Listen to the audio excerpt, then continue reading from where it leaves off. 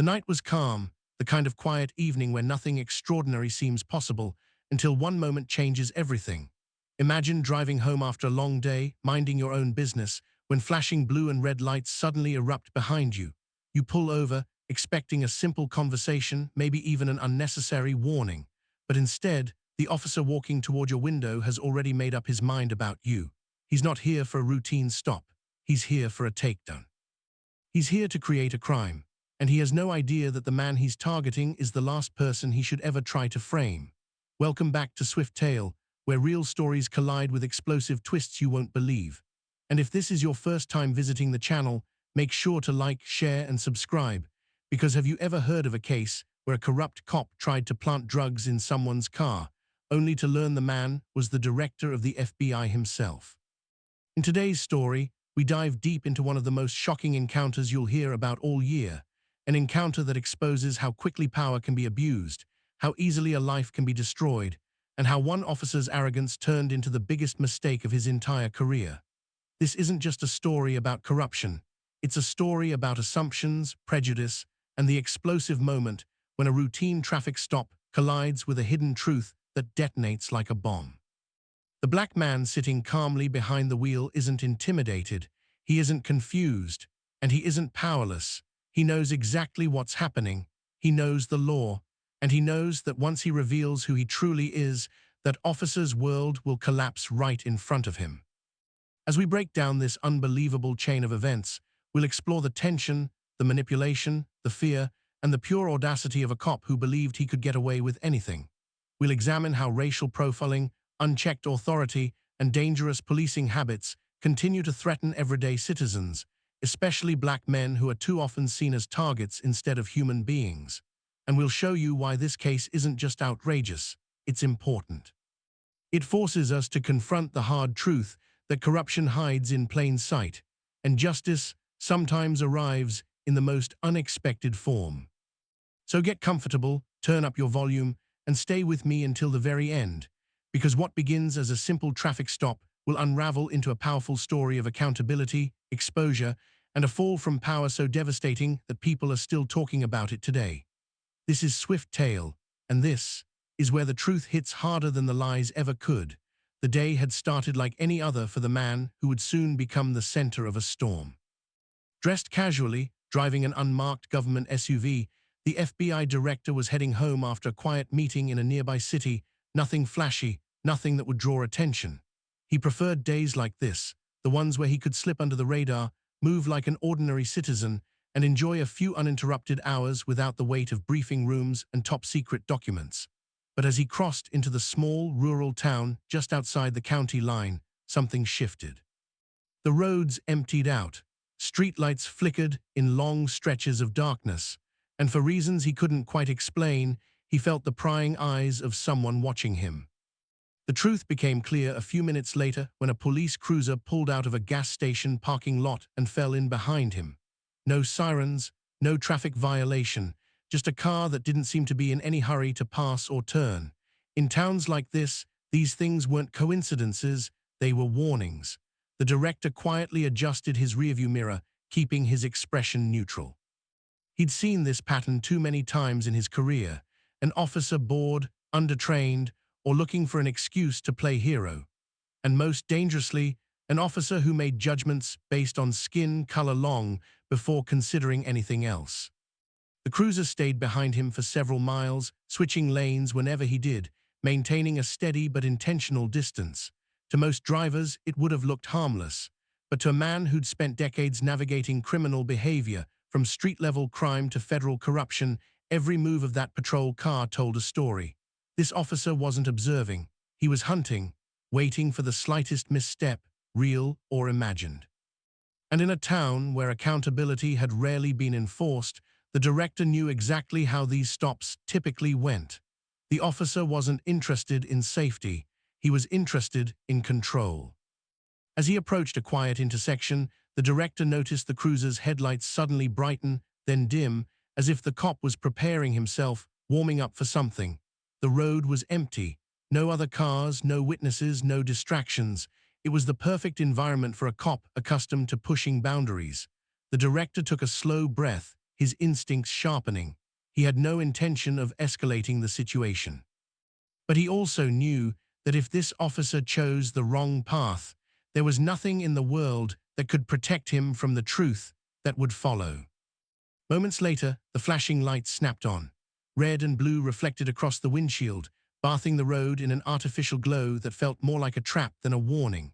The director eased the vehicle to the shoulder, steady and calm, already knowing this stop wasn't about law enforcement, it was about ego.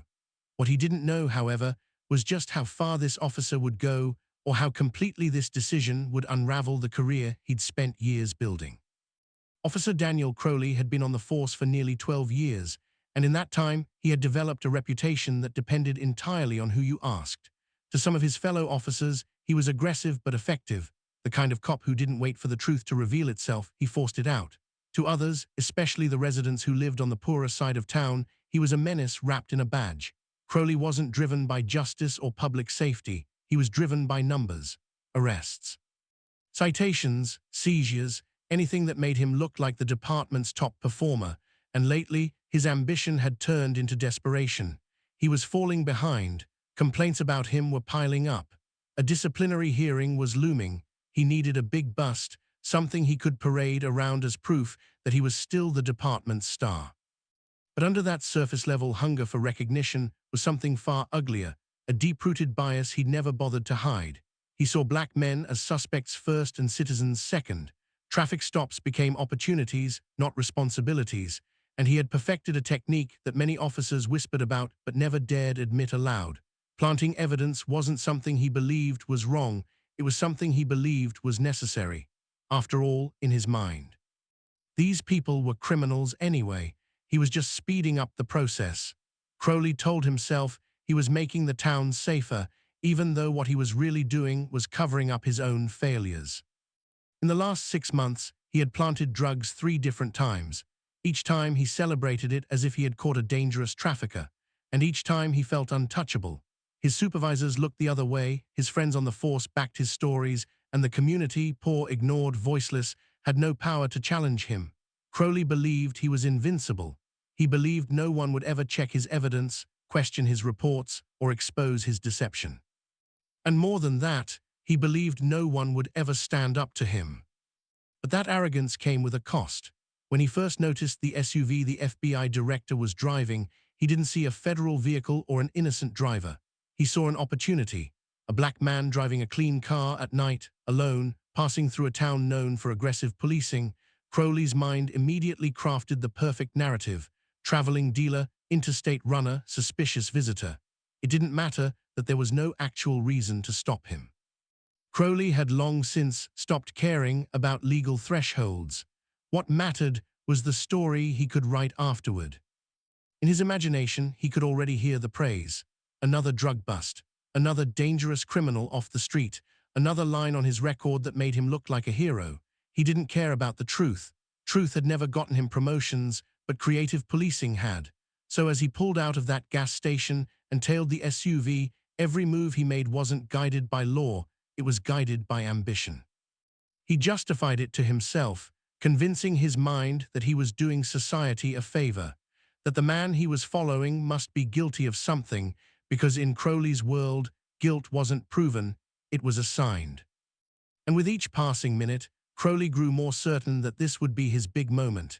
He imagined the chief shaking his hand, the local newspaper printing his name, the department posting his accomplishment on social media. He pictured himself standing tall, chest puffed, telling the cameras how he bravely stopped a drug runner during a routine patrol.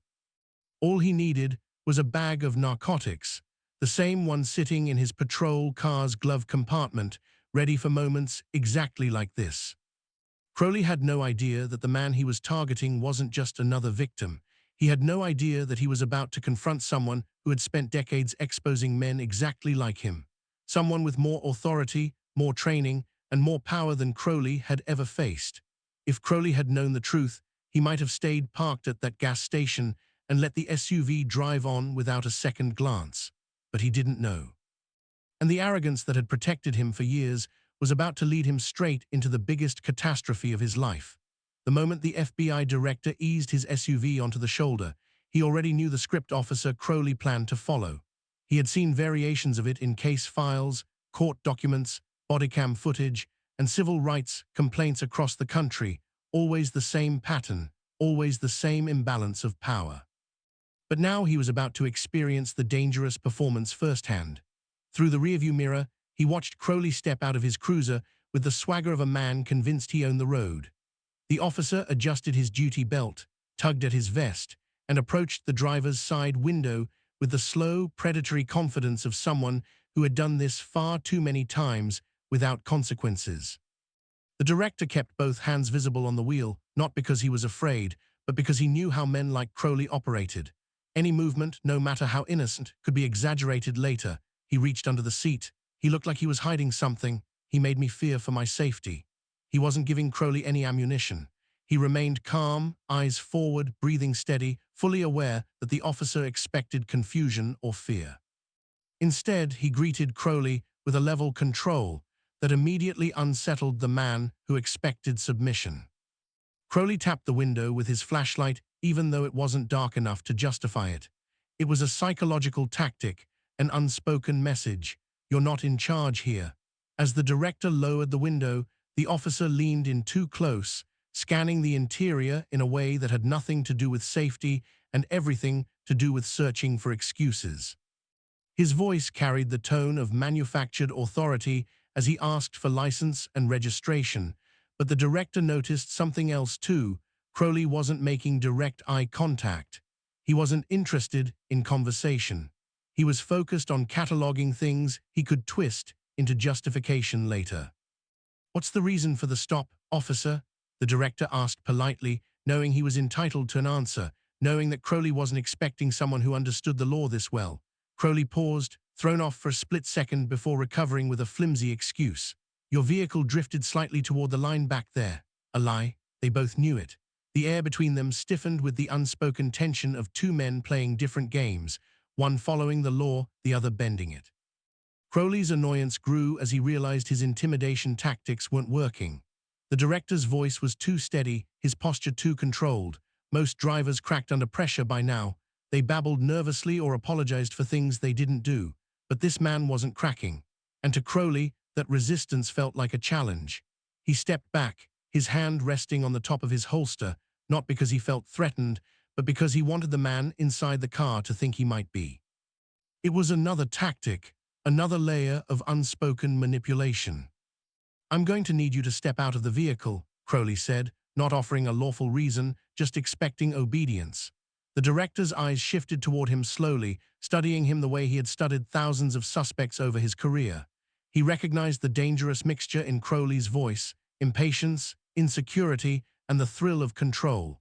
He unbuckled his seatbelt and stepped out carefully, making each movement deliberate.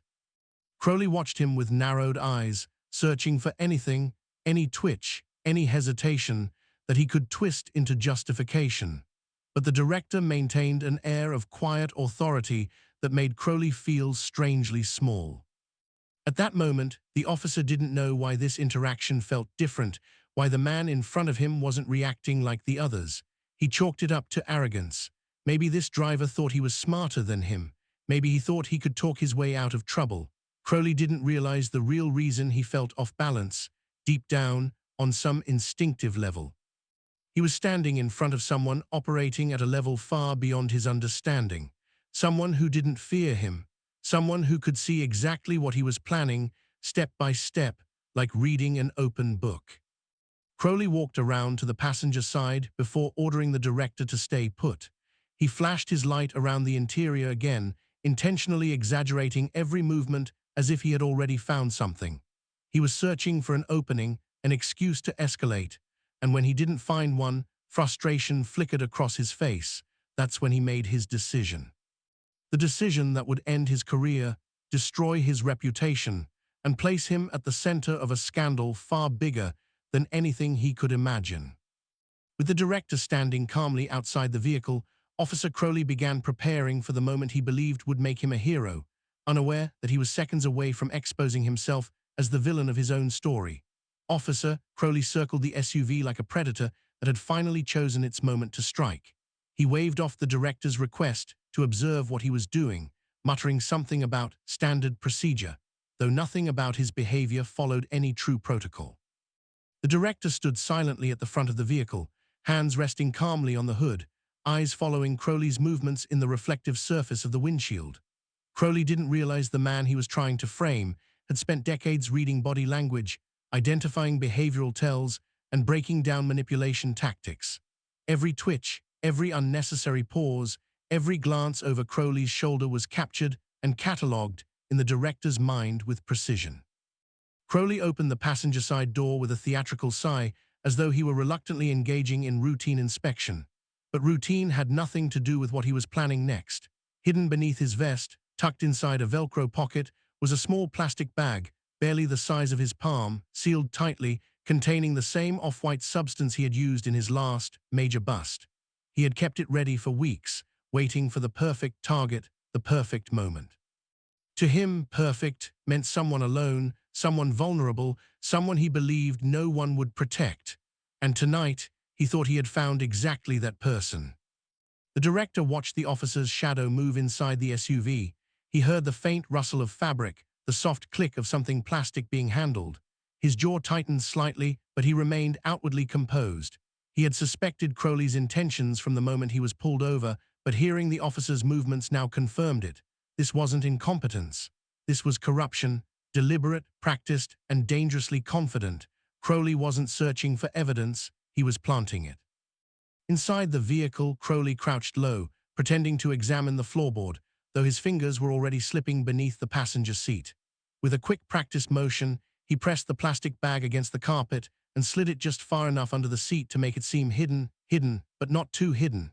He needed it to be found easily when he returned with his bodycam angled just right. He smirked to himself, the rush of adrenaline pumping through him like a drug of its own. In his mind, the scene was already set. Report filed, suspect arrested, praise secured. Another successful stop. But Crowley made a mistake, a small one, the kind he would never notice but the director would. In his eagerness, Crowley forgot he had already turned off his bodycam earlier, complaining it had been acting glitchy. He planned to turn it back on just before discovering the evidence, but in that moment of excitement, he didn't realize the camera's indicator light still blinked dark. The director did. He had noticed the lack of that faint glow from the moment Crowley approached the vehicle. Every second of this search was happening off the record, illegally. When Crowley finally stepped out of the SUV, he blew out a slow breath, wiping imaginary sweat from his forehead for dramatic effect. He slammed the door harder than necessary, walking toward the director with a look of triumphant certainty. "Well," he said, drawing out the word in a tone soaked with self-satisfaction, "looks like we've got a problem here." The director tilted his head slightly, refusing to give Crowley the reaction he desperately wanted. The officer craved fear, confusion, resistance, anything he could twist into justification. Instead, he was met with calm silence. Crowley gestured toward the SUV with a jerk of his thumb. "You mind telling me why I found narcotics under your seat?" The director didn't flinch. He didn't raise his voice. He simply met Crowley's gaze and asked, "Did your bodycam capture that discovery?" Crowley froze, not visibly, but enough for the director to catch the slight tightening around his eyes. It was the first crack in the officer's confidence. Crowley recovered quickly, trying to laugh it off. "Camera malfunctioning," he lied, the words coming too quickly, too defensively. The director took a slow breath, not out of fear, but to control the storm of thoughts forming in his mind. Years of training warned him to stay patient. Men like Crowley were dangerous precisely because they believed they were invincible. One wrong move could escalate the encounter into something far worse. And so the director chose restraint, allowing the officer to continue weaving the rope he would soon hang himself with. Crowley retrieved the planted bag from the SUV in full view, holding it up as though he had just uncovered a major trafficking operation. His smile stretched even wider, oblivious to how transparent his performance was to the man standing before him. As the officer waved the plastic bag triumphantly, the director noticed another crucial detail, a reflection in the chrome of the SUV's side mirror. The faint green indicator light on the dashboard camera inside Crowley's cruiser, still recording. The cop hadn't bothered to mute the in-car system. Every movement he made before and after the stop, Every unnecessary delay, every suspicious pause had been captured. And somewhere, in the earlier moments of the stop, the camera had caught Crowley reaching discreetly toward his vest. The director didn't say a word. He simply watched, patient and still, as Crowley built the final pieces of the trap he thought he was setting, unaware that he had actually built the evidence that would destroy him. Crowley believed he had total control. He believed he had the power. He believed this man, standing quietly before him, was just another target. But the truth was simple. Crowley had just placed the final piece of his downfall directly into the hands of the one person in the entire state he should never have crossed. The moment Officer Crowley held up the planted bag of drugs. You could feel the shift in the air, subtle but unmistakable. It was the shift that happens when a lie becomes solid in the liar's mind, when they commit fully to the fantasy they've created. Crowley puffed out his chest, gripping the small plastic bag like it was a trophy. His voice rose with a smug confidence that made it clear he believed the stop was already over. In his mind, the arrest was inevitable, the story was written, and the man standing before him was just another statistic he could twist into a victory. "Turn around," he ordered sharply, "hands behind your back." The FBI director didn't move, not out of rebellion, not out of fear, but because he understood exactly what was happening, and more importantly, what needed to happen next. Crowley mistook the stillness as resistance, and his hand immediately shot to his holster, gripping it with the kind of eagerness that comes from years of unchecked aggression. "Don't make this harder than it has to be," he snapped, stepping closer, his boots crunching against the gravel shoulder of the road. Behind him, the patrol car's dashboard camera blinked steadily, recording every second. The director slowly turned his head, meeting Crowley's eyes with an expression so calm, so composed, that it rattled the officer more than any outburst could have. "Before you place me under arrest," the director said evenly, "I'm requesting a supervising officer on scene." Crowley scoffed, rolling his eyes dramatically. "You don't get to make demands," he sneered. "You're caught with drugs in your vehicle. That's all I need." His arrogance was reaching its peak, fueled by the illusion that he had full control of the situation. But the director knew something Crowley didn't. Department policy required a supervisor for any felony arrest discovered during a traffic stop, especially when bodycam footage was missing.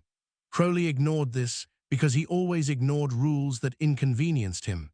But tonight, that choice would cost him everything. When the director stayed silent and unmoving, Crowley decided to escalate. He reached for the director's arm with a quick, aggressive motion, but before he could make contact, the director stepped back, not violently but with precise intention. "Officer," he said firmly, "I'm not resisting. I'm instructing you to follow proper protocol. Call your supervisor, now." The authority in the director's voice wasn't loud or threatening. It was steady, controlled, and Crowley hated it. His jaw clenched. He was used to people folding when he raised his voice, used to fear, used to obedience. But this man in front of him, this man he believed was just another easy target, wasn't bending, not even slightly. And deep down, although he didn't want to admit it, Crowley felt something he wasn't used to feeling during his stops: uncertainty. Still, his ego pushed him forward. "I don't need a supervisor," he barked. "I'm placing you under arrest." He stepped closer again, lifting his handcuffs with exaggerated authority. But the director spoke one more time, this time with a softness that held far more weight than shouting ever could. "Officer Crowley, are you absolutely certain you want to proceed with this arrest?" For the first time since the stop began, Crowley hesitated. Something in the director's tone cut through his confidence, slicing away at the bravado he'd been carrying since he pulled out of that gas station. It wasn't a threat. It wasn't defiance. It was something else, something that made the hair on the back of his neck stand up. But Crowley, blinded by arrogance and adrenaline, pushed the feeling aside and reached out again. Just then, headlights appeared in the distance. Another patrol car. Crowley hadn't called for backup, but someone must have heard his elevated voice through the crackling police radio he forgot to mute. The approaching vehicle slowed behind the cruiser, and another officer stepped out, a sergeant. Crowley's stomach tightened. A supervisor, not one he had called, not one he could control. The sergeant walked over, confusion already evident on his face as he took in the scene. A calm driver, a frantic officer, no bodycam light, and a bag of drugs held like a prop in a cheap stage play. "What's the situation here, Crowley?" the sergeant asked. Crowley opened his mouth to answer, but the director spoke first, still polite, still calm, but now with a precision that demanded attention. "Sergeant," he said, "this officer claims to have discovered narcotics in my vehicle. I'm requesting that you confirm whether his bodycam was active during the search, and that you check the recording on his dashboard camera for any irregularities." Crowley froze, his eyes darted between the director and the sergeant. His throat tightened, and for the first time since the stop began, genuine fear flickered across his face. The sergeant's expression shifted as he glanced at the unlit camera on Crowley's chest. His brows furrowed. "Crowley," he said slowly, "why isn't your bodycam on?"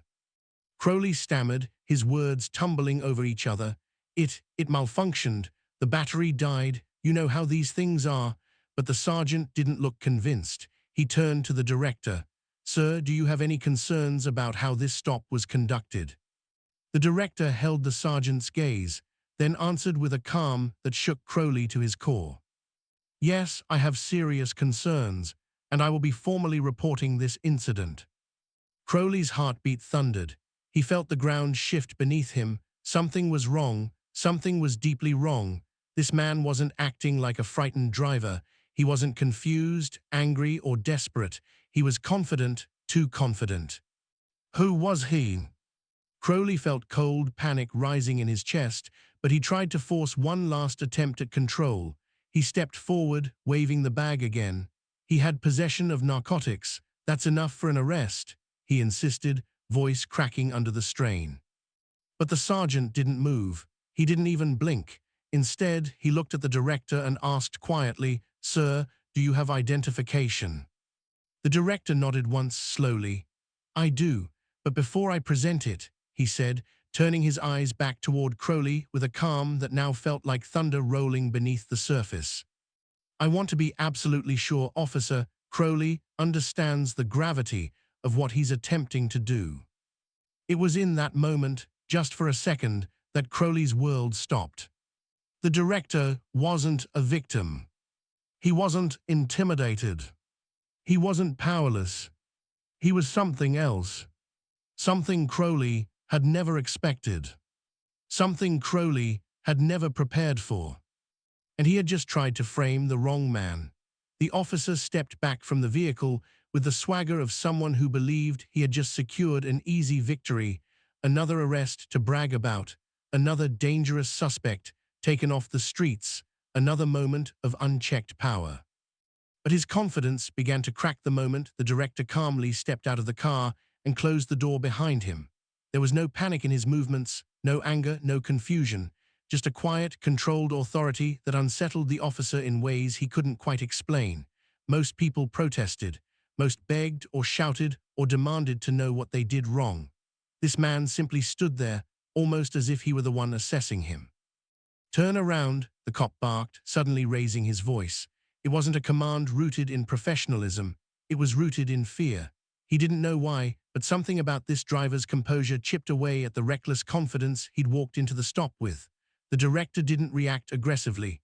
Instead, he gave the officer a long, steady look, one that wasn't confrontational, but piercing enough to make the cop swallow hard. "Before you go any further," the director said gently, "are you sure you want to continue with what you're doing?" That sentence hit the officer like cold water.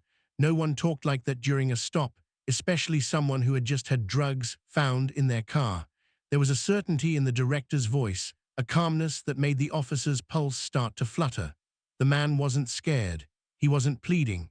He sounded like someone who already knew the ending to a story the cop thought he was controlling.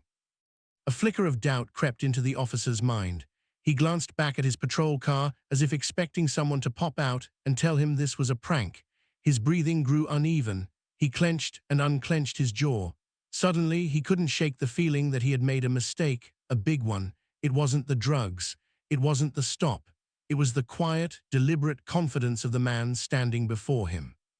"Do you know who I am?" the director asked, not in a threatening tone, not with ego, but as a final warning. The officer opened his mouth, but no words came out. His hands felt sweaty. His heartbeat picked up. He had expected a routine stop he could manipulate for fun or for stats, the kind no one in his department ever questioned. But now his instincts were screaming that he had just crossed a line he could never uncross. Something was wrong with this man, terribly wrong, not in the criminal sense, but in the power sense, the kind of wrong that made careers end, the kind that made departments get audited, the kind that made corrupt cops disappear from the force quietly. The director's eyes never left him, steady, patient, almost pitying. And in that moment, the officer finally understood. He wasn't in control. He never was. And whatever was coming, he wasn't prepared for it.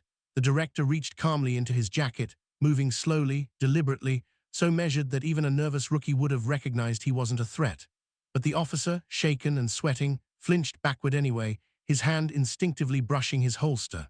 The director paused just long enough to show he understood the tension, then resumed, pulling out a small black leather wallet with a gold emblem shining under the patrol car's headlights.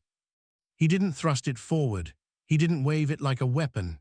He simply opened it in his palm, letting the badge catch the light so the truth could hit the officer with full force. "Federal Bureau of Investigation," the director said quietly, "and not just an agent." The officer leaned forward, squinting, and the moment the name and title came into focus, his entire body stiffened. His breath caught. His mouth dropped open. The badge wasn't just real. It wasn't just official. It was the badge of the director, the highest-ranking law enforcement officer in the entire country, standing only a step below national security advisors and the attorney general. This wasn't just someone important. This was the man who oversaw federal investigations, supervised state-federal partnerships, and had the authority to dismantle entire police departments if corruption was found. The officer stumbled backward, shaking his head as if denial could somehow undo reality.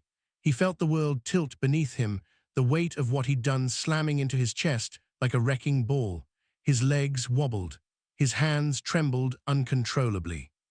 Every arrogant decision he had made during this stop replayed in his mind, each one worse than the last. The profiling, the planted drugs, the smug tone, the way he assumed immunity because he wore a badge in a town that protected misconduct the way others protected tradition. "You know this has to be fake," the officer stuttered, desperation rising in his voice. But even as he said it, he knew it was. No counterfeit on earth carried the micro-engraved identification, the embedded hologram, the signature from the Attorney General himself beneath the seal. The director closed the badge gently, almost sympathetically. "Officer," he said, his voice steady and calm, "you have made a grave mistake, but it's not irreversible yet. How you choose to handle the next few minutes will determine whether this becomes a career-ending scandal or something far worse." The officer's stomach twisted. Sweat dripped down the side of his face. His mind scrambled for an escape, a justification, a story, anything, but there was nothing. The evidence wasn't against the director. It was against him, and he knew that any attempt to lie now would be recorded, analyzed, dissected, and used against him in a federal courtroom. For the first time in his life, he felt true fear, not of violence, not of criminals, but of accountability. The director took one step closer, not aggressive, not threatening, just enough to ensure his words landed with the weight they deserved. "Now," he said softly, "would you like to explain why you pulled me over, or shall we discuss the bag you placed in my car?" The officer's throat tightened, his voice cracked, his world was crumbling and he knew it. And in the quiet of that deserted road, with the siren lights slowly fading into the night air, the truth settled in. He hadn't just messed with the wrong man. He had messed with the one man he could never outrun. The officer's mind spiraled into chaos, his heartbeat pounding so violently he could hear it echoing inside his skull. Every instinct he had, every crooked trick he'd relied on for years, urged him to run, to lie, to find some way to wriggle out of the truth closing in around him. His eyes darted around the empty road, as though salvation might appear from the darkness. Another officer, a civilian witness, anyone who could shift the narrative in his favor. But the night remained silent, exposing him to the consequences he'd never imagined facing. I didn't mean, this wasn't, he stuttered, his voice breaking into fragments as he fought to assemble a lie. But the words refused to come together, slipping through his panic like water through shaking hands. He had manipulated suspects before. He had planted evidence without hesitation, confident the system would protect him. But standing before the FBI director, with the truth carved into every detail of the last 10 minutes, his usual scripts suddenly felt childish, transparent, dangerous. His eyes flickered toward his body camera. A thin red light blinked steadily on his chest, reminding him that every second of this incident was being recorded.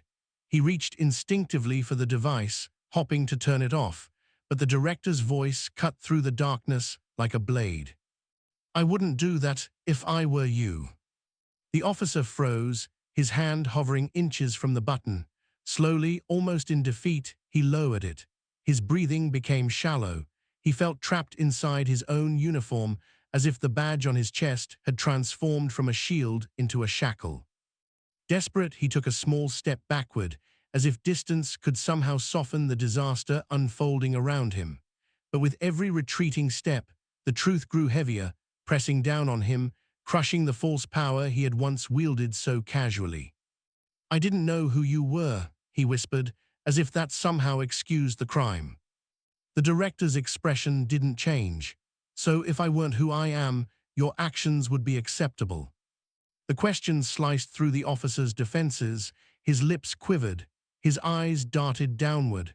He had no answer because the truth was ugly and he knew it. Panic turned into physical trembling. His knees weakened. His throat burned with shame and fear. For the first time, he faced the reality he'd always avoided, that the badge he abused did not belong to him. It belonged to the public he had failed.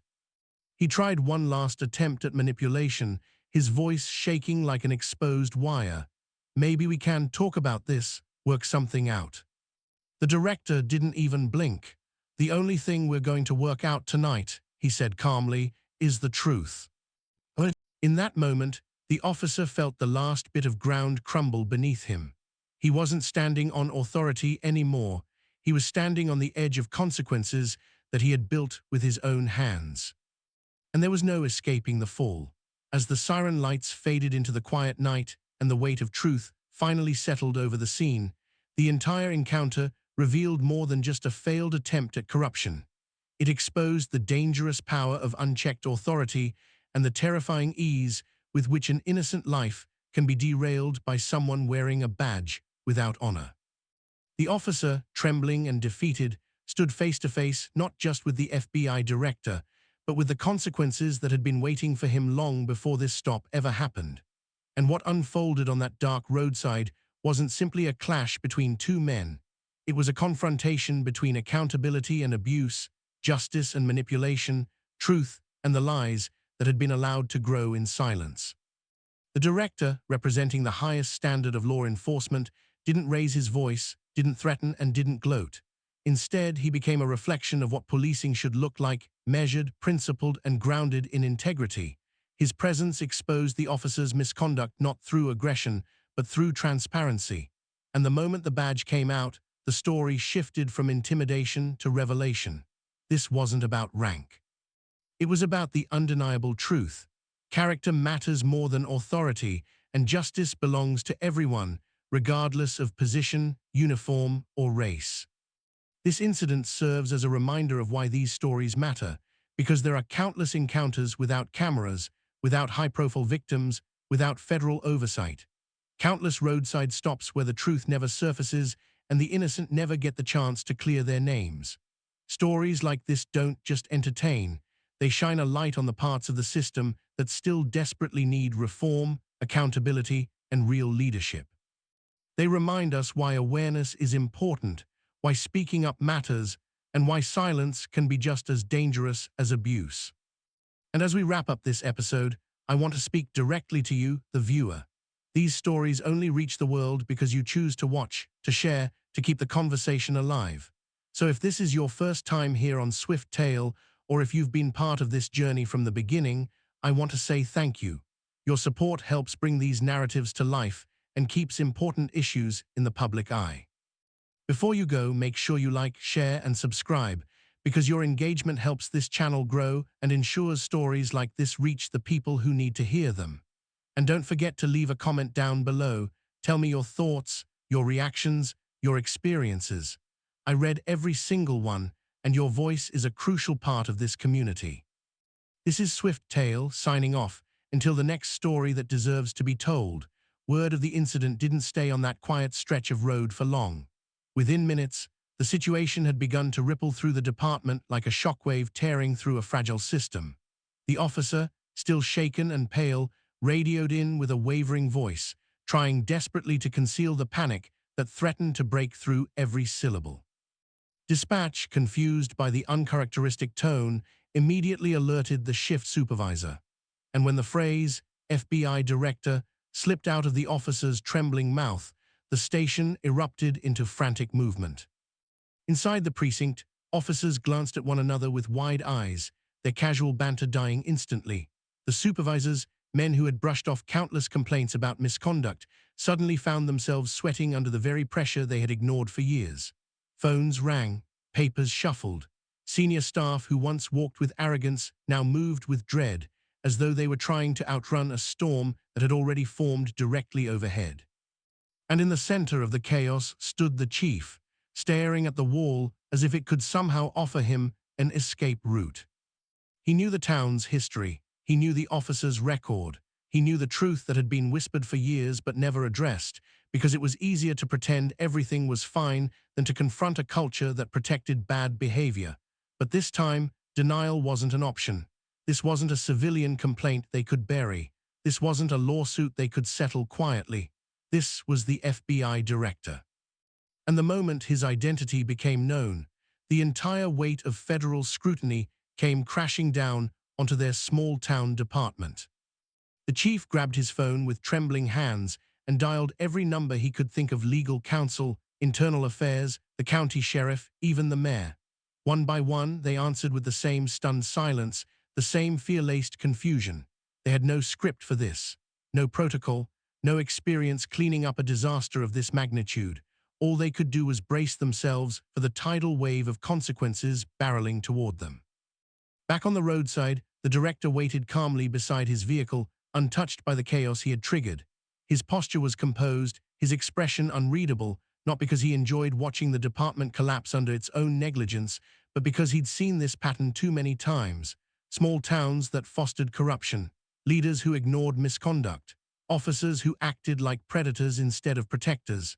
It was a cycle he had sworn to break, one case at a time. As more units rushed toward the scene, their sirens slicing through the night, the officer who started it all felt his world closing in. He watched his fellow officers step out of their cruisers with uncertainty in their eyes, some recognizing the director immediately, others slowly piecing together the magnitude of the situation. Each one of them knew, in that moment, that nothing about this stop was going to be swept under the rug. Not tonight, not ever again. And as the department scrambled, desperate to contain a fire that had already grown beyond control, one truth became painfully clear. The real reckoning was only just beginning. Internal affairs didn't waste a second. The moment the call reached their office, an urgent, stammering message about a routine traffic stop gone catastrophically wrong, they mobilized with a seriousness the small-town department had never experienced. 3 black SUVs cut through the night, rolling toward the scene with the unmistakable authority of men who had come to uncover the truth, not participate in the excuses and cover-ups that had long protected officers like the one now trembling beside his patrol car. When they arrived, the contrast was stark. The local officers stood in a messy cluster, shifting anxiously, whispering, unsure whether to salute or stay silent. Internal affairs stepped out calmly, professionally. Their faces unreadable. They didn't need sirens or threats. Their presence alone was enough to command attention because everyone knew what they represented: consequences, accountability, and the end of denial. The officer at the center of the scandal felt his stomach twist as two IA investigators approached him. Their eyes were cold, not cruel, just efficient. They had seen men like him before. They had watched careers crumble under the weight of misconduct, and they had dismantled entire divisions for less. He tried to steady his hands, but the tremors only grew worse as one investigator asked, "Officer, is your body camera on?" The question was simple, procedural. But under the circumstances, it felt like judgment. He stuttered, nodding, unable to form a full sentence. The investigator didn't respond with sympathy. He simply reached up, gently removed the camera, and slid it into an evidence bag. No commentary, no reaction, just business, federal business. Meanwhile, the director stood off to the side, silent and steady, watching the process unfold without interfering. He had no need to. Internal Affairs had everything they required: the recorded footage, the falsified claim of probable cause, the planted bag, the officer's panicked attempts to manipulate the situation. It was all there, neatly documented, waiting to be dissected frame by federal analysts whose sole job was to uncover truth and expose corruption. The chief finally arrived on scene, his face flushed with embarrassment and fear. He approached the director timidly, removing his hat as if standing before royalty. "Sir, I deeply apologize for." The director lifted a hand to stop him. "This isn't about me," he said evenly. "It's about your department." The chief's throat tightened.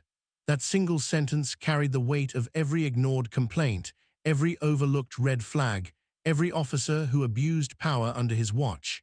He suddenly felt the crushing realization that the investigation wouldn't stop at one officer. It would dig deeper, peeling back layers of misconduct he had hoped would never come to light. As Internal Affairs continued gathering evidence, the offending officer's composure shattered entirely. His knees buckled. His breathing turned shallow. He whispered desperate, incoherent excuses. "I didn't mean to. It was a misunderstanding." He looked suspicious. The bag wasn't, but every explanation evaporated under the cold, clinical gaze of the investigators. They weren't interested in stories. They were interested in facts. And the facts were damning. Within minutes, the officer was disarmed. His badge was unpinned. His gun was taken. The symbols of authority he had wielded so recklessly were stripped from him as quickly as he had abused them. The moment the metal badge left his chest, he felt a wave of panic wash over him, because for the first time, he realized what he truly was without it: accountable. As he stood there, shaking in the cold night air, surrounded by the very system he thought he could manipulate, one truth echoed louder than any siren. His downfall had only just begun. News of the incident spread faster than the department could contain it. By the next morning, the quiet town that had always prided itself on being peaceful found itself under spotlight so bright it exposed every crack in its foundation. The first whispers came from local residents who had witnessed the swarm of police cars and black SUVs the night before. People stepped onto their porches, phones in hand, filming the unusual activity with curiosity. But curiosity turned into shock when word leaked that the man pulled over wasn't just any driver. He was the director of the FBI, and that the officer who stopped him had allegedly planted drugs in his vehicle. The story hit the community like a lightning strike. Within hours, social media erupted. Posts from local residents went viral, spreading across Twitter, TikTok, and Facebook. A single message, "Cop tried to frame the FBI director," gathered millions of views before noon. The town's name trended nationwide, sparking outrage, disbelief, and long overdue conversations about policing, racial profiling, and small-town corruption. News vans rolled in, reporters lined the streets, and the once quiet police station became the epicenter of a storm no one could ignore. In barbershops, churches, gas stations, and living rooms, the community buzzed with emotion. Some were furious that an officer who had been rumored for years to target black drivers had finally crossed a line too big to cover. Others were embarrassed, wishing this scandal had never emerged to taint the town's reputation. And some, especially those who had lived the same fear the director faced, felt a bittersweet mix of anger and relief. Anger that this could happen at all, and relief that, for once, someone powerful enough to expose the truth had been the victim. Families who had filed complaints against the department, complaints that had gone missing or couldn't be substantiated, finally felt vindicated. People who had stayed silent out of fear began speaking up. Local activists organized emergency meetings. Yards filled with handmade signs demanding justice, accountability, and transparency. Residents who had once felt invisible now felt empowered, their voices echoing across a nation watching closely. National civil rights leaders arrived to support the community. Lawyers volunteered their services. Federal investigators began interviewing residents one by one, gathering testimonies that painted a darker picture than anyone expected. And as the truth unfolded, it became clear that the officers' behavior wasn't an isolated incident. It was a symptom of a department that had ignored warning signs for far too long. Meanwhile, the officer at the center of the scandal watched his world collapse from inside a holding room, his badge gone, his reputation destroyed, and the media painting him as the face of corruption. Every news broadcast, every headline, every comment section reminded him of the moment he chose arrogance over integrity, and how quickly that choice had unraveled everything. Yet amid the chaos, one detail stood out. The director never sought revenge. He didn't hold press conferences to humiliate the officer. He didn't weaponize his power. Instead, he spoke calmly and professionally whenever questioned by the media. He emphasized accountability, fairness, and the importance of rebuilding trust between law enforcement and the public. His measured response became a powerful symbol, showing the nation that justice doesn't require fury, only truth. And so, as the story continued to grow, leaving shockwaves across the country, one message rose above the noise. This wasn't just a scandal. This was a reckoning, one sparked by an officer's abuse of power and made inescapable by a man who embodied what true law enforcement should be. The storm that descended upon the small-town police department didn't pass quickly. It intensified. Within days, federal investigators, teams far larger and more specialized than the initial Internal Affairs Unit, arrived to conduct a complete audit of the department. They combed through years of records, traffic stops, body camera footage, complaints, personnel files, disciplinary logs, even internal emails. And with every box opened and every file reviewed, the same unsettling truth revealed itself. This wasn't just one bad officer. It was a system that had quietly rewarded misconduct and punished integrity. Officer who planted the drugs found himself at the center of a federal investigation he couldn't escape from. He sat in a stark interrogation room, hands cuffed, staring at the table where the evidence against him was laid out. The body camera footage showing the moment he slipped the bag into the car, the audio recording of his shaky radio call, the testimonies of every officer present, and finally, the statement from the FBI director himself. There was no loophole, no technicality. No version of the truth he could twist or manipulate. The case was airtight. Federal prosecutors assembled charges with precision, evidence tampering, falsifying a police report, filing false charges, civil rights violations, abuse of power under color of law, and attempted entrapment of a federal official. Each charge carried years of prison time, and together they stacked into a mountain of consequences he had never imagined facing. As the list was read aloud, the officer's breathing grew shallow, his eyes unfocused. He realized, maybe for the first time, that the badge he once used as a weapon was now being used as proof of his guilt. Meanwhile, his department fell under full federal review. Several supervisors were suspended. The chief was placed on administrative leave pending investigation. Officers who had long whispered about corruption finally felt safe enough to speak out, providing statements that painted an even darker picture of the officer's behavior, patterns of harassment, profiling, intimidation, and evidence tampering that had gone unchecked for years. Federal agents didn't just read these statements, they acted on them, expanding the probe, interviewing past victims, reopening cases that had been dismissed or sealed. The town watched all of this unfold with a mix of horror and vindication. For years, many residents had felt powerless against a system that treated their voices as inconveniences.